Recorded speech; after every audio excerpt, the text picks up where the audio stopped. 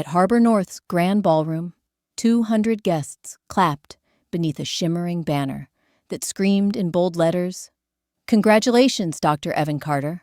Crystal chandeliers glowed above white linen tables, while violins played softly in the background. I sat at table 23, close enough to hear the kitchen doors slam, but far enough to be invisible. My phone buzzed in my lap, a reminder from London that the North Star board was waiting for my digital signature on a $420,000 grant. Nobody in that ballroom knew the truth. The woman in a plain navy dress, dismissed as the ordinary sister, was holding the key to the very future they were celebrating. My name is Brooke Carter. I'm 30 years old, and for most of my life, I've been the footnote in someone else's story. Tonight, that story takes a very different turn. When I was 8, Evan announced he wanted to be a doctor. My parents cheered like he had already cured cancer. By the time he graduated high school, they'd plastered his acceptance letter to Harvard Medical School on the refrigerator like it was scripture. The glow of their pride never once drifted my way. When I told them I was majoring in accounting, the silence was suffocating. My mother finally broke it with a sigh, heavier than winter fog. "Numbers, Brooke? Really? Evan will save lives. You'll just count pennies." My father nodded, almost embarrassed to admit to his friends that his daughter wanted balance sheets instead of scalpels.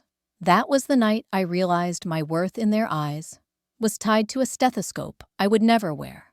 But life has a funny way of turning pennies into power. Those pennies they mocked became the bricks of a fortress I quietly built in the shadows. I studied relentlessly, graduated top of my class, and climbed through the ranks of North Star Holdings. They never noticed the promotions, never asked about the late nights or the teams I led.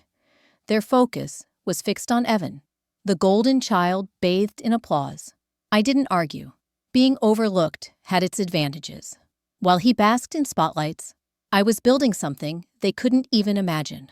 A future where their invisible daughter held the kind of influence their shining sun would one day depend on. The irony never left me.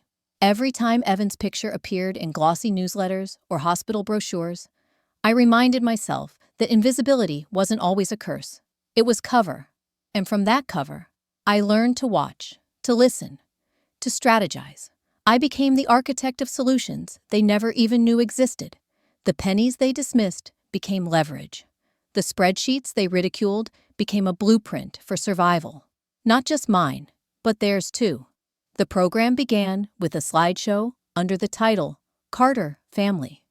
Photo after photo rolled across the giant screen.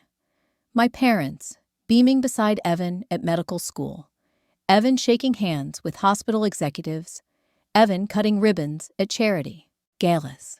Not one frame included me. Not even a blurry silhouette in the corner. I wasn't just excluded. I was erased. The message was crystal clear. Brooke Carter, the ordinary daughter, had no place in the narrative of family success.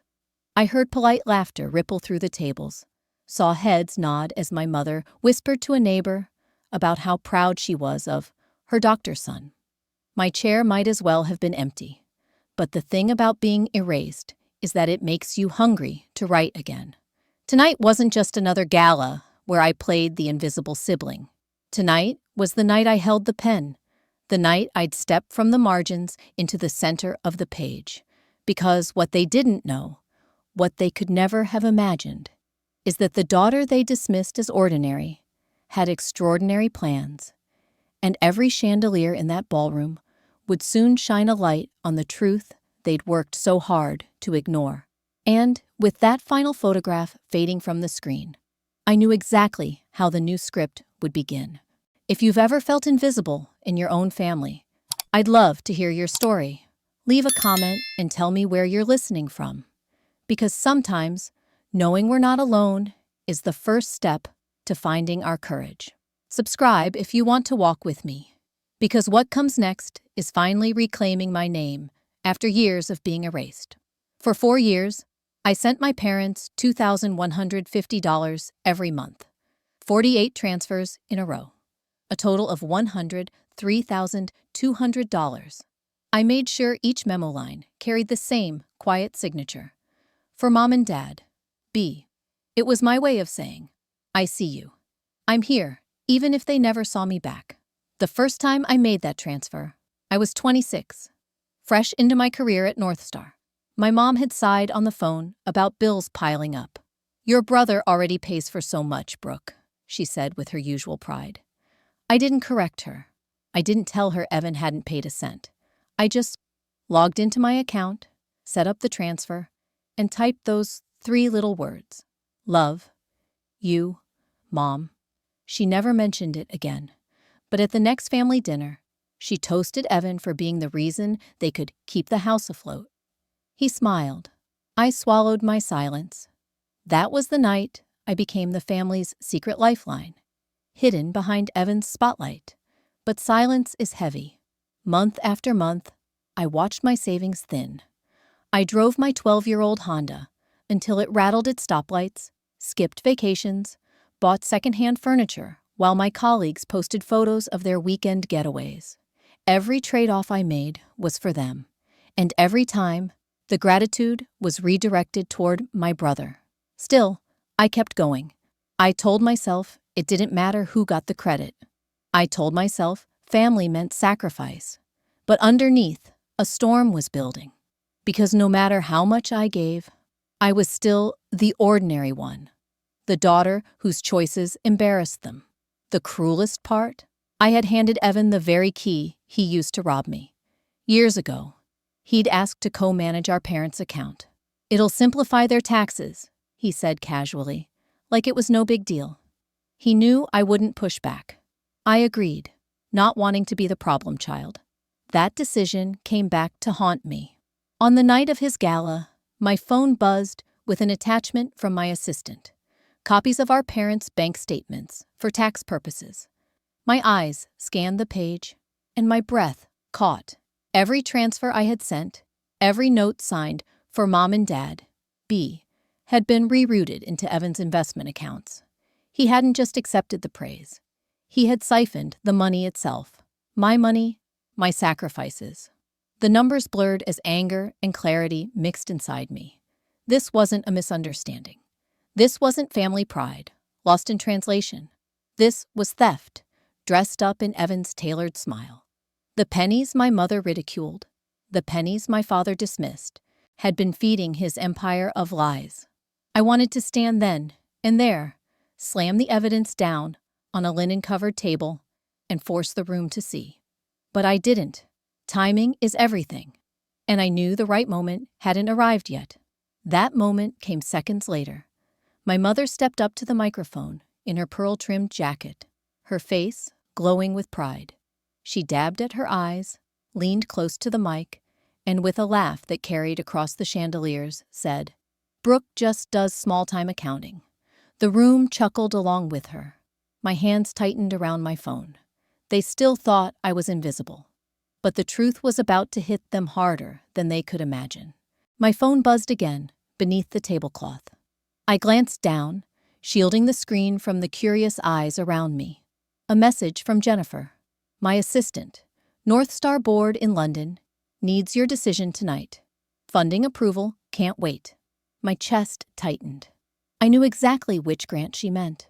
The $420,000 pledge to Harbor North Medical Center, the very hospital now parading my brother as its golden heir.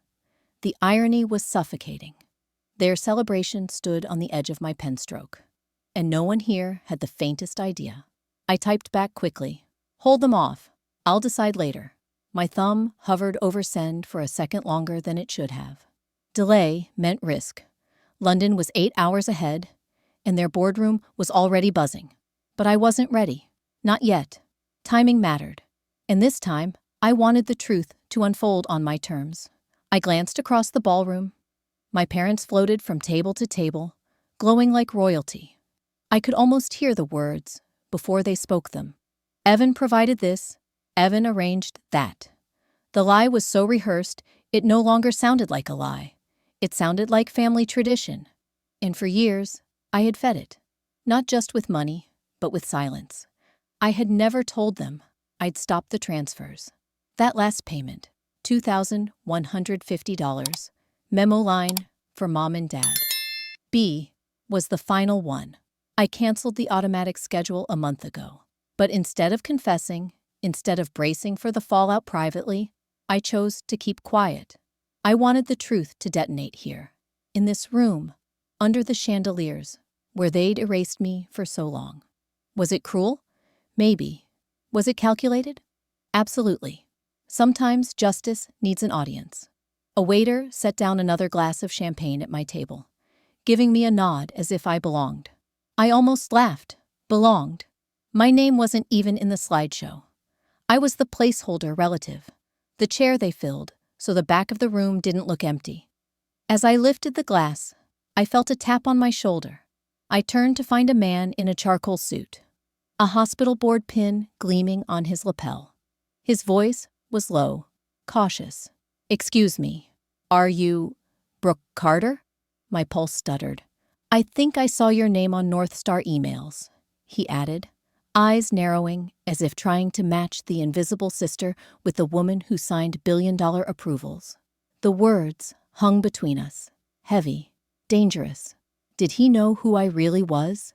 Did he understand that the so-called disappointment daughter wasn't just crunching numbers in some back office, but was the very gatekeeper to the grant Evan had promised? For a split second, I thought about nodding, about confirming his suspicion. But before I could speak, the lights dimmed, and the MC's voice boomed through the speakers. "Ladies and gentlemen, please welcome Dr. Evan Carter." The ballroom erupted. Applause thundered, silverware clinked, cameras flashed.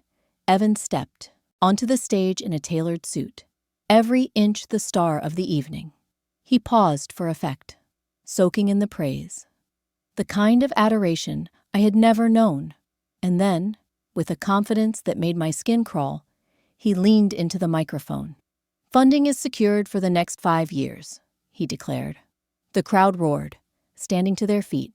I froze, the champagne flute trembling in my hand. 5 years. He had promised them my money, my decision, my authority, without ever asking me. And now the lie was carved in gold, broadcast in front of 200 witnesses. I knew then. My silence was over. If I've been invisible this long, then it's time to be seen. The words pulsed in my mind as I pushed back my chair. The scrape of metal against marble echoed louder than it should have, and 200 heads began to turn. My heart thundered in my chest, but my steps were steady.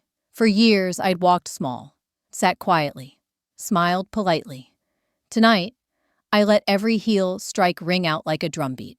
"Mom," I said, my voice cutting through the chatter. "Open the banking app." The room hushed, confusion spreading across glossy faces. My mother blinked, clearly rattled, but pulled out her phone.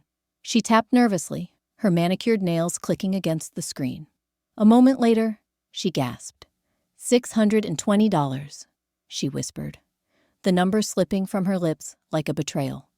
The same account that should have reflected years of my sacrifice now held less than a week's worth of groceries. Whispers rippled through the tables. Aunts, cousins, colleagues leaned in closer. I reached into my bag, pulled out a USB drive, and handed it to the event technician standing by the projector. "Put this on the screen," I said firmly. He hesitated until I added, "Redacted. No account numbers."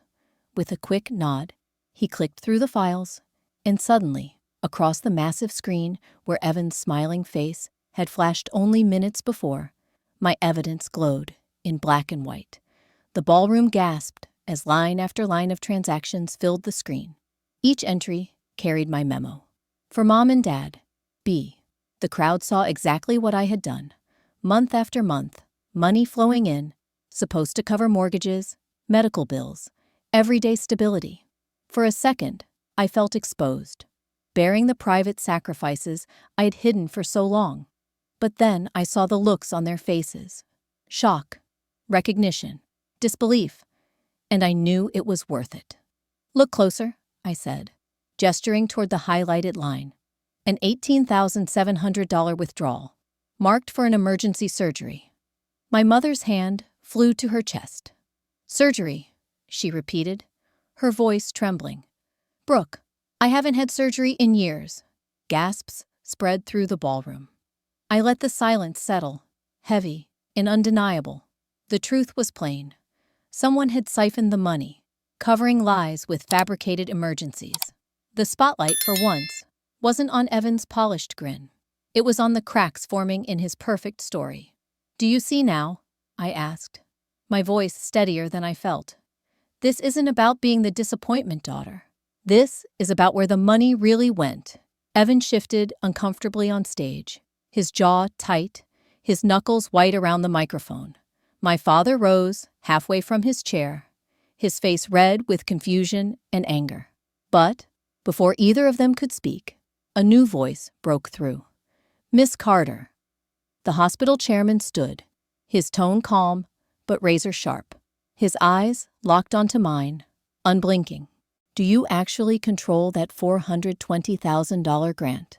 The question hung in the air like a guillotine. Every eye in the ballroom swung toward me. Every camera phone tilted up.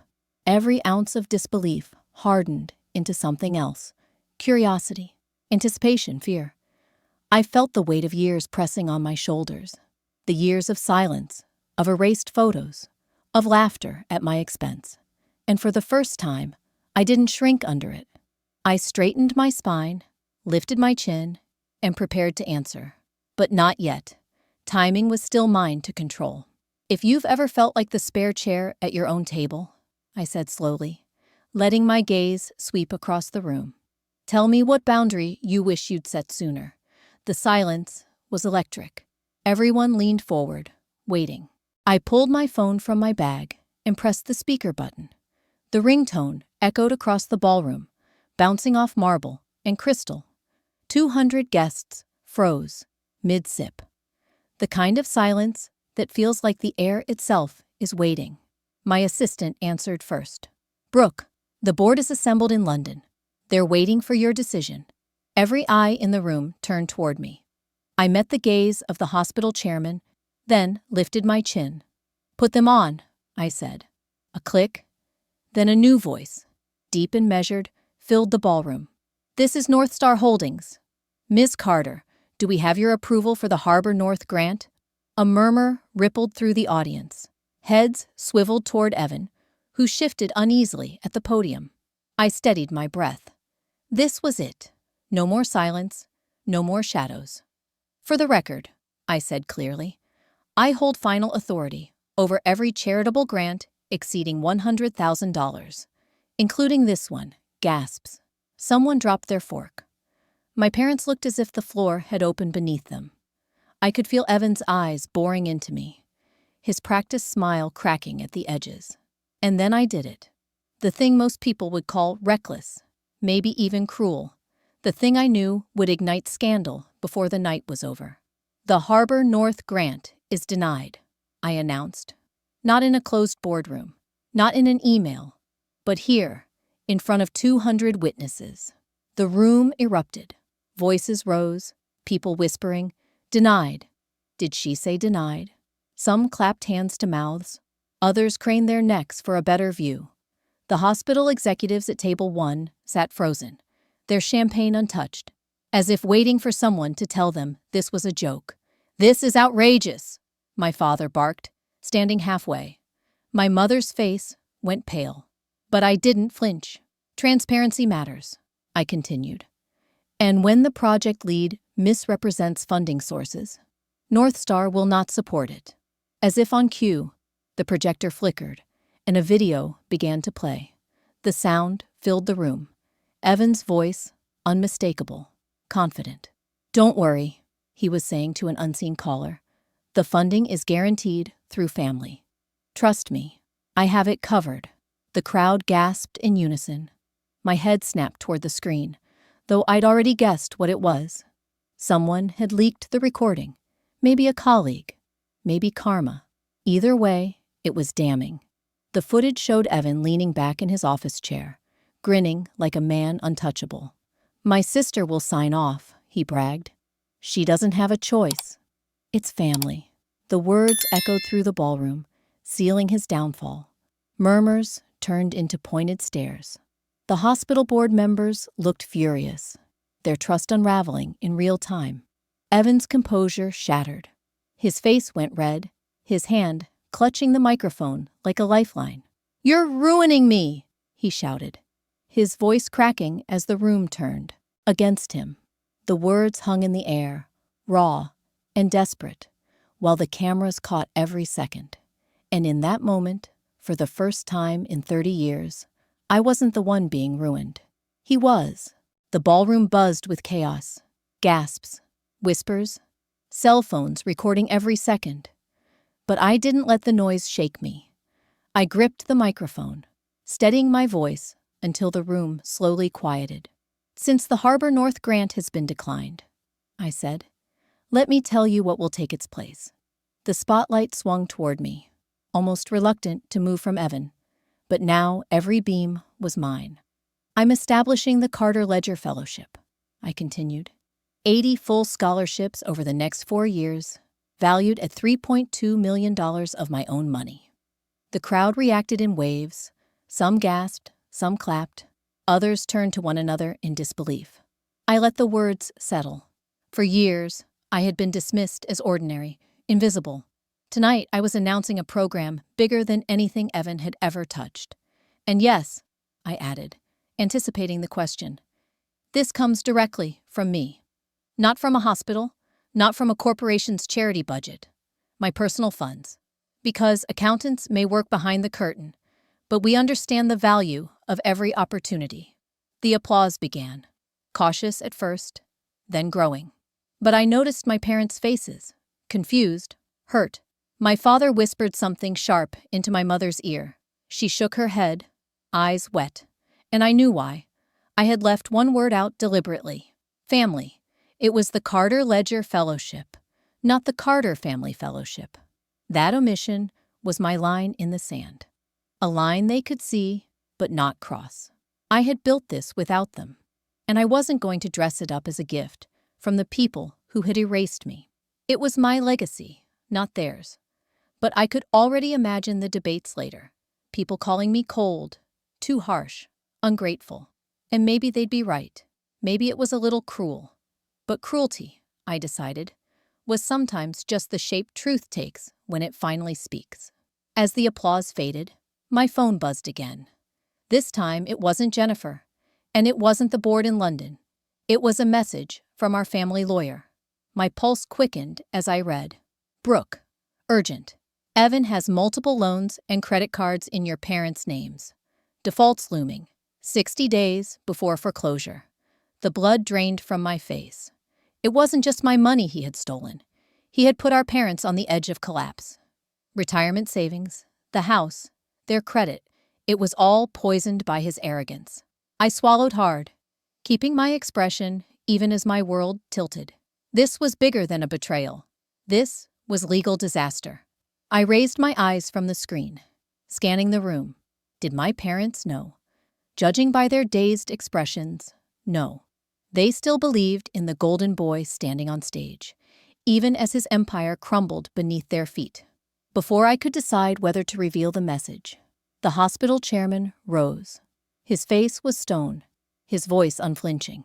"Dr. Evan Carter," he said loudly enough for the entire ballroom to hear, "you are hereby suspended pending investigation." The silence that followed was deafening. Forks froze in midair.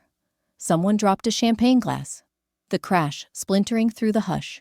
Evan's mouth opened, but no sound came out. His career, his prestige, his carefully polished image, it had all shattered in front of 200 witnesses. And though I had planned for this moment, even I hadn't expected the hammer to fall this quickly. The applause that had rippled through the ballroom moments earlier had vanished, replaced by a heavy, suffocating silence. My parents rose from their table, their faces pale, eyes darting between me and Evan, who still stood frozen on stage, like a man who'd just watched the ground collapse beneath him. My mother's voice broke first. "Brooke, please, you have to help. He's your brother. I let the words settle, their desperation pulling at a place in me I wasn't sure still existed. For so long, I had been the one bending, adjusting, sacrificing. Tonight, I wasn't bending anymore. I'll pay for lawyers, I said evenly. I'll hire financial advisors to unravel this mess. But there's one condition. My father leaned forward, hopeful. Anything. 6 months of family therapy, I answered. Gasps whispered through the crowd, as if I'd demanded something unthinkable. Weekly sessions. No excuses. If you want my help, you show up and face the truth about what's been happening in this family. My father's jaw clenched. Therapy?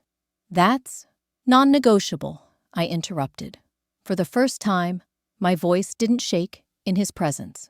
Because money won't fix the problem if we don't fix the pattern. And I refused to clean up another disaster, only to be erased in the process. My mother's shoulders sagged, her pearl necklace trembling with her breath. She nodded, tears streaking her cheeks. We'll do it. Whatever it takes. For a fleeting second, I almost softened. Until my phone buzzed again. A new message, this time from an unexpected sender. Sarah Carter, Evan's wife. I opened it, my stomach twisting. Attached were PDFs and photos, loan documents, refinancing papers, account withdrawals. My eyes raced across the pages, each line a blow. Evan had secretly refinanced their house, pulling out equity without Sarah's knowledge. Worse, he had drained the kids' college fund, every dollar gone. A chill ran through me. This wasn't just reckless investment anymore. This was betrayal, written in ink, signatures forged, futures stolen. Sarah's message followed. I'm leaving him. I should have told you sooner. Please protect the kids if you can. They don't deserve this. I closed my eyes, the weight of it pressing down. Evan hadn't just gambled with my money or our parents' stability. He had gutted his own family, robbing his children of their future before they'd even had the chance to dream it. I lifted my gaze back to the ballroom. The audience was still watching me, hungry for more revelations, eager for the next piece of scandal. My parents, trembling and desperate, had no idea what I'd just read. If they thought the nightmare had peaked, they were wrong. Then came the sound I'd been dreading. My phone buzzing again, but this time, not with private messages. It was reporters, multiple calls flooding in, numbers I recognized from local outlets, even national ones. Someone had already leaked the story.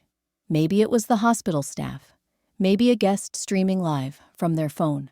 Either way, the headlines were waiting to be written. I stared at the screen, frozen. 200 witnesses had seen enough tonight to spark a firestorm.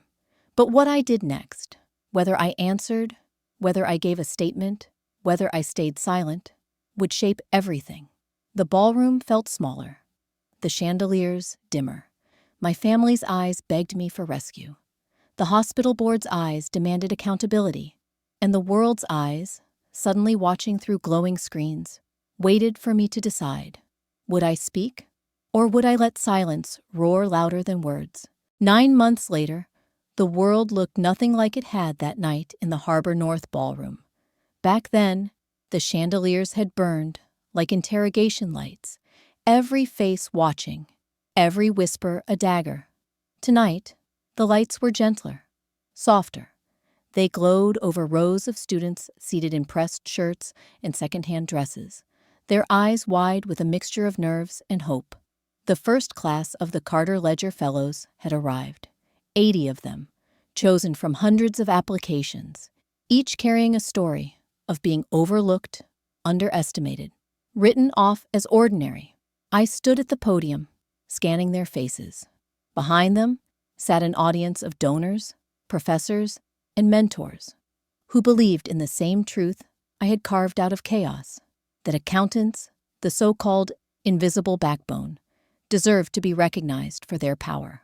My voice caught for just a moment before I steadied it. When I announced this fellowship, I began. People asked me, why accounting? Why not medicine or law or something glamorous? My answer is simple. Because accountants see everything. We keep the world upright, even when no one notices.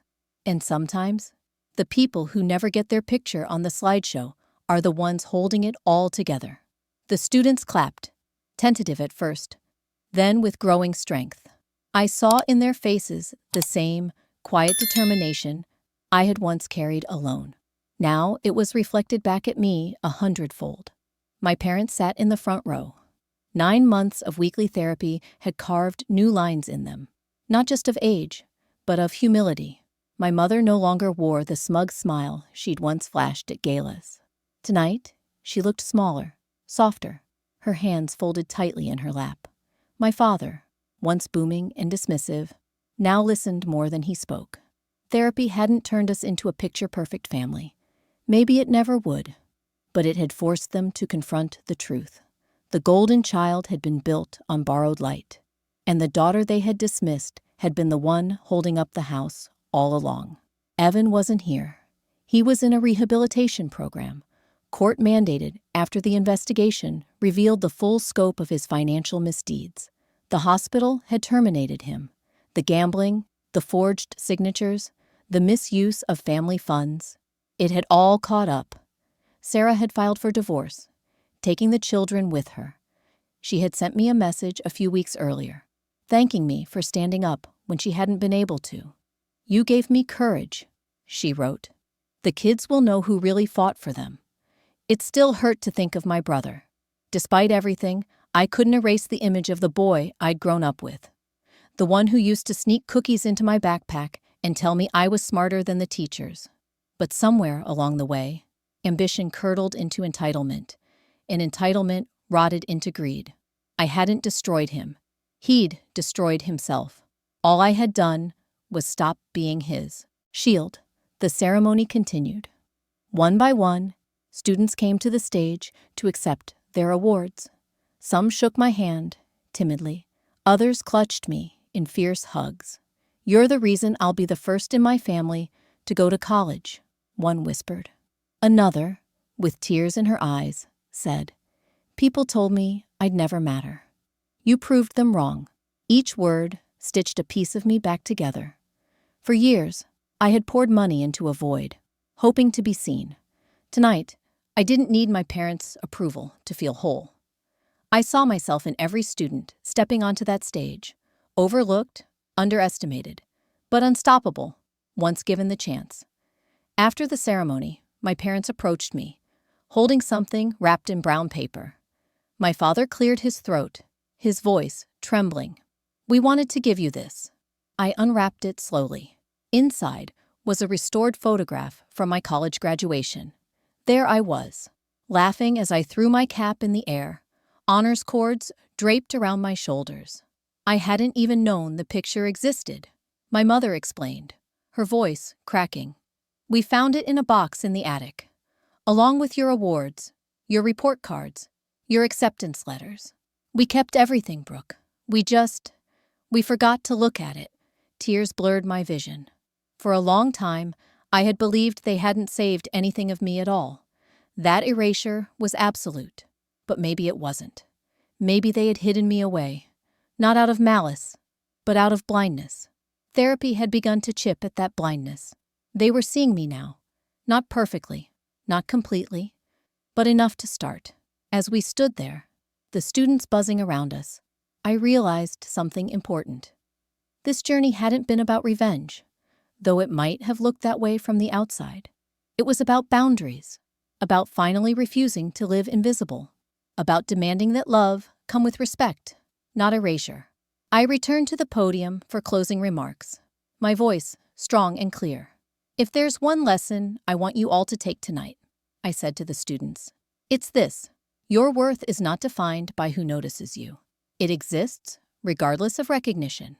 But boundaries, those invisible lines you draw, are what turn that worth into respect. They aren't walls meant to shut people out. They are bridges, allowing real relationships to grow on solid ground. Without boundaries, love collapses into obligation. With them, love can finally breathe." The room was silent for a beat. Then thunderous applause filled the air. I glanced at my parents. My mother's cheeks were wet. My father clapped slowly but firmly, No words, just acknowledgement. For me, that was enough, for now. When the applause died down, I left the stage and stood among the students, blending into their joy. For once, being invisible wasn't about being erased. It was about being part of something larger. As the evening drew to a close, I thought about the road ahead. Therapy sessions still to come. Trust slowly being rebuilt. Evan fighting demons I couldn't fight for him. Nothing was perfect. Nothing was easy. But perfection was never the point. The point was this. I had been invisible for 30 years. And tonight, I was finally seen. And if you've ever felt like the invisible one at your own table, I hope my story reminds you that invisibility is not the end. It's the beginning of writing your own script. Because the love that matters most, the kind worth keeping, is the love that sees you clearly, flaws and all, and chooses you anyway. And once you demand that kind of love, you'll never settle for less again.